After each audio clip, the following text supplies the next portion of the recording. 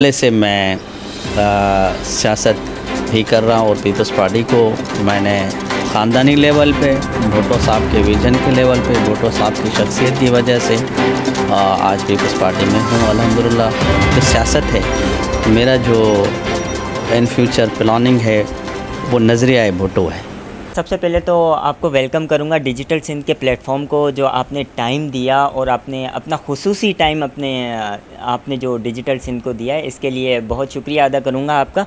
Sir मुझे ये बताइएगा कि मीर अमीर अली लाड़क, सरदार मीर अमीर अली लाड़क आपका नाम है, तो मुझे ये बताएं कि आप इस वक्त सियासत में हैं और आप ह्यूमन राइट्स और यानी कि सूबा सिंध पे इस वक्त चेयरमैन भी हैं ह्यूमन राइट्स के। तो मुझे ये बताएं कि आपको सियासत का शौक़ कैसे हो चला था और किस तरीके से आपने अपना ये सफ़र तय किया। बिस्मिल्लाहिर्रहमानिर्रहीम। बहुत शुक्रिया, सबसे पहले तो आपने भी टाइम दिया, आपके चैनल का और आपका भी शुक्रगुज़ार हूँ मैं। जी बिल्कुल, नाम तो ये चॉइस हुआ था नवाब आमिर ख़ान बड़ों ने किया था और अल्हम्दुलिल्लाह उसके बाद में जो मेरा सियासत में इन होना है वो तो बचपन का एक शौक़ था मुझे। भुट्टो साहब का मैं फॉलोअर हूँ और भुट्टो साहब से मेरी एक रूहानी मोहब्बत है और भुट्टो साहब की सियासत और भुट्टो साहब का किरदार और भुट्टो साहब का विज़न और जो भुट्टो साहब का माइंड है उस पे सियासत मेरी चलती है और मेरा रूहानी भी लीडर भुट्टो साहब है और गाइडर भी सियासी हवाले से आज भी भुट्टो साहब है। तो बचपन से एक भुट्टो साहब से ताल्लुक़ था। जो हमारे बड़े थे बैरिस्टर नवाब हादी बख्श ख़ान लारिक खैरपुर के सियासी रियासत के बानी थे और उन्होंने पीपल्स पार्टी के लिए बड़ी खिदमत सरअंजाम दी और सियासी हवाले से खैरपुर के बानी वही थे जो भुट्टो साहब उनके पास आते थे और भुट्टो साहब उनको टाइम देते थे और फाउंडर ऑफ द खैरपुर मीरस की जो सियासी सरगर्मियाँ थी उनके वो फाउंडर थे। उनके जूनियरों में से कायम अली शाह साहब जो एक्स चीफ मिनिस्टर रहे हैं और उनके जूनियर में से रहीम बख्श वसान थे और मंजूर वसान साहब हैं, वो उनके जूनियर थे।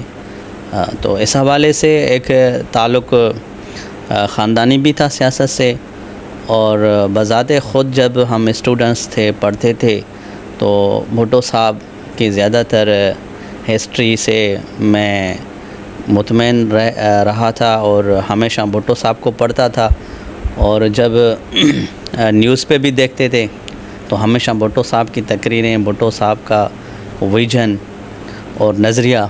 आज मेरी जो सियासत है, मेरा जो इन फ्यूचर प्लानिंग है वो नज़रिया भुट्टो है और भुट्टो साहब को मैं फ़ॉलो करता हूँ। पहले से मैं सियासत भी कर रहा हूँ और पीपल्स पार्टी को मैंने ख़ानदानी लेवल पे भुट्टो साहब के विज़न के लेवल पे भुट्टो साहब की शख्सियत की वजह से आज पीपल्स पार्टी में हूँ अल्हम्दुलिल्लाह और हम उसके विज़न पे काम कर रहे हैं और चल रहे हैं।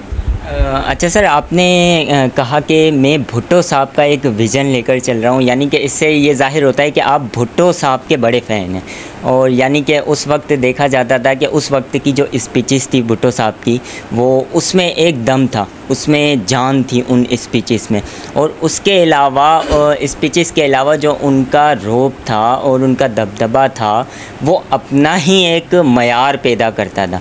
तो इससे तो ये ज़ाहिर हुआ कि भुट्टो साहब एक पॉलिटिकली असली लीडर थे जो हमारे मुल्क पाकिस्तान के लिए जिन्होंने कुछ अच्छा सोचा था और आप भी बड़ा ही लाइक करते हैं। सर मुझे ये बताएं कि इस वक्त क्या आपको नहीं लगता कि मोहतरमा जो थी मोहतरमा बेनज़ीर भुट्टो साहिबा, उनकी सियासत किस तरीके से थी? देखिए, बीबी साहिबा शहीद का जो नज़रिया था और जो विज़न था वो उसी विज़न पे चल रही थी जो उसके वालिद साहब का था। उसका कोई अपना नज़रिया नहीं था, कोई उनका अपना विज़न नहीं था। वो चल रही थी अपने बाप के पूरे प्लेटफार्म को लेकर। पीपल्स पार्टी की चेयरपर्सन रही और वो भी प्लेटफार्म उसके वालिद साहब का था। और जो सरगर्मियाँ कर रही थी वो सेम टू सेम उनके वालिद साहब की थी। उनका जो नज़रिया रहा है, जो स्ट्रगल रही है, वो सेम रही है, भुट्टो साहब वाली रही है। तो वो तो एक फाउंडर थे, उनके स्ट्रगल, उनका लेवल एक और था। और बीबी साहिबा भी अपने मयार में बिल्कुल सही उतरी थी, उन्होंने सही काम किया और अपने बाबा के तमाम मिशन को जो है ना आगे लेकर चली। और आज वो नहीं है, लेकिन उनकी मोहब्बत, उनका फ़लसफ़ा, उनका नज़रिया उनको याद किया जाएगा तारीख़ में। सियासत से पहले का जो रहने का अंदाज़ था, मीर अमीर अली लाड़क का सियासत से पहले का जो रहने का अंदाज़ था, जो स्टूडेंट लाइफ में था, उसके बाद फिर यूनिवर्सिटी लाइफ थी, उसके बाद फिर एक नॉर्मली जो इंसान था, वो किस तरीके से आपका वक्त गुज़रा और अब किस तरीके से आपका वक्त गुज़रता है? वो तो वक्त एक बचपन का वक्त था, एक स्टूडेंट्स थे हम जब पढ़ते थे। और जो स्टूडेंट्स के अंदर चीज़ें होती हैं, शरारती होना और जो भी मामलात होते हैं, वो सारी चीज़ें थी। और मेरी जो हेल्पर थी और गाइडर थी वो मेरी मदर थी। और अल्हम्दुलिल्लाह हम जिस टाइम पे पढ़ते थे तो अल्लाह की मेहरबानी से बहुत काफ़ी मैं जो है ना होशियार था अल्लाह की मेहरबानी से। और हमेशा मैं फ़र्स्ट पोजीशन आता था। मुझे याद कभी नहीं है कि मैं फ़र्स्ट पोजीशन कभी मैंने क्लास में ना ली हो। और उसके बाद में जब मैं मैट्रिक में आया तो उस वक़्त एक सियासी जहन माइंड मेरा बना। तो मैंने अपनी सियासत 2007 से स्टार्ट की और आज उसी प्लेटफार्म पे गामज़न हूँ और नज़रिया भुट्टो उठाकर चल रहे हैं। और मकसद यही है कि हमें मुल्क के लिए काम करना है। नज़रिया भुट्टो वो था जिन्होंने मुल्क को आइन दिया, जिन्होंने पाकिस्तान को एटमी पावर बनाया, जिन्होंने इस्लामी ममालिक जिसमें तकरीबन 40 ममालिक थे उनको इकट्ठा किया अगेंस्ट यूरोप, अगेंस्ट जो इस्लामिक लॉबी थी उनके ख़िलाफ़। उन्होंने एक अपना प्लेटफार्म ईजाद किया जिसके वो चेयरमैन बने थे। और मेरे ख़्याल में जो मेरा एक सर्च है उस मुताबिक भुट्टो साहब को फांसी भी इसीलिए दी गई थी कि उन्होंने इस्लामी ममालिक को इकट्ठा किया, जिसकी वजह से वो चेयरमैन बना। और चीन को ख़ास तौर पे उन्होंने एक अमेरिका के लिए मौत बनाया और चीन को फ़ाइटर बनाया। क्योंकि भुट्टो साहब का एक जो काम होता था, जो विज़न होता था, वो पहले सोचते थे और वो काम जो 25 साल के बाद में होना है, 50 साल के बाद होना है, भुट्टो साहब पहले उसको सोच के चलते थे। तो एक बहुत बड़ा उनका विज़न था, बहुत बड़ा उनका माइंड था। मेरे ख़्याल में आज पाकिस्तान में ऐसी शख्सियत की खोट है और हमें उम्मीद है कि अल्लाह ताला ऐसी शख्सियत पैदा करेगा। और हम चल रहे हैं। हम तो अल्लाह को यही कहेंगे कि भुट्टो का जो विज़न है, जो माइंड है और जो काम भुट्टो करना चाह रहे थे वो हमसे करवा दे अल्लाह ताला।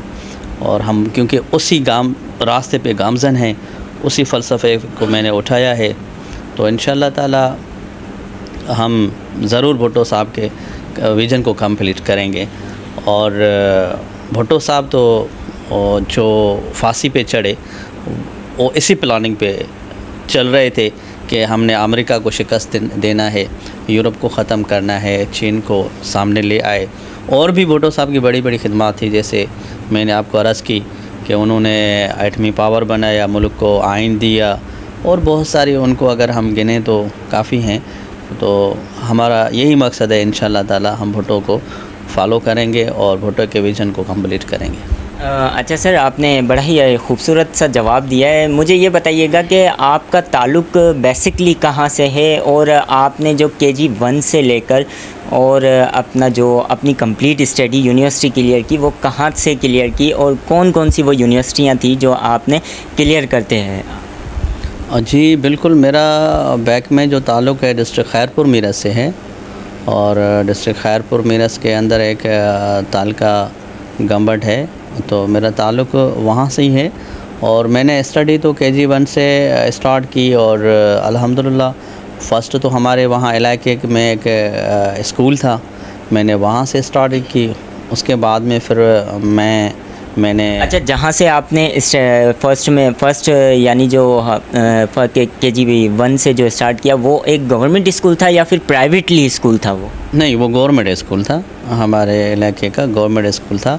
और उस वक़्त की स्टडी आज के मेरे ख़्याल में प्राइवेट स्कूलों में इतनी नहीं है।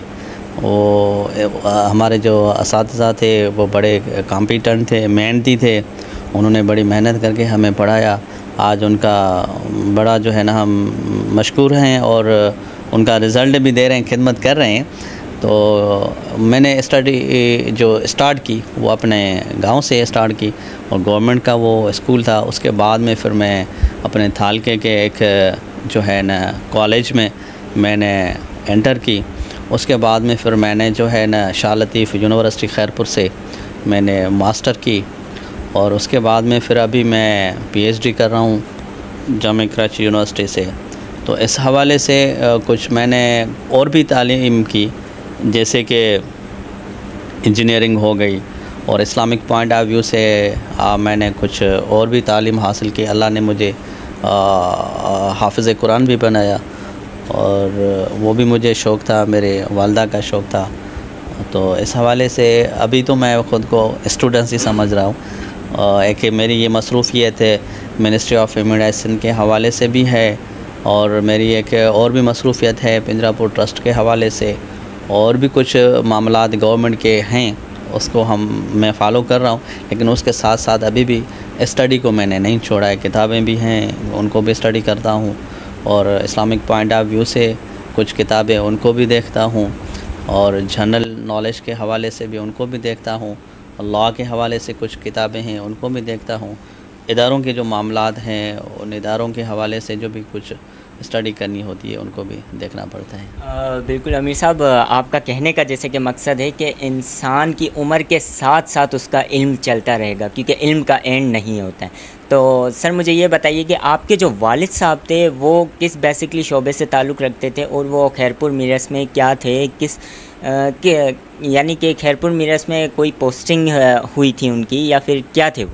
हाँ जी, बिल्कुल उनका एजुकेशन से ही ताल्लुक़ था हमारे वालिद साहब का और वो इलाके के बहुत अच्छी खिदमत उनकी रही हैं एजुकेशन के हवाले से और फिर वो लास्ट में ऑफ़िसर बनकर वो रिटायर्ड हुए थे जी। अच्छा आमिर साहब, मुझे ये बताइएगा कि जैसे अभी मैं थोड़ा सा हट के आपसे सवाल करता हूँ, मुझे अचानक से एक सवाल याद आ गया। 8 फरवरी को जो इलेक्शन कमीशन ने डेट अनाउंस की है जनरल इलेक्शन की, क्या लगता है आपको पाकिस्तान पीपल्स पार्टी इस डेट पे पूरा उतरेगी? क्या पाकिस्तान पीपल्स पार्टी चाहती है कि इलेक्शन हो? जी बिल्कुल, ये तो आइन में चीज़ मेंशन है कि 90 डेज़ के अंदर ये डेट देनी है इलेक्शन की। वो तो अनाउंस हुई है 8 फरवरी को और पीपल्स पार्टी तो चाह रही है इलेक्शन हो और मैदान में पीपल्स पार्टी उतरी हुई है इलेक्शन के हवाले से।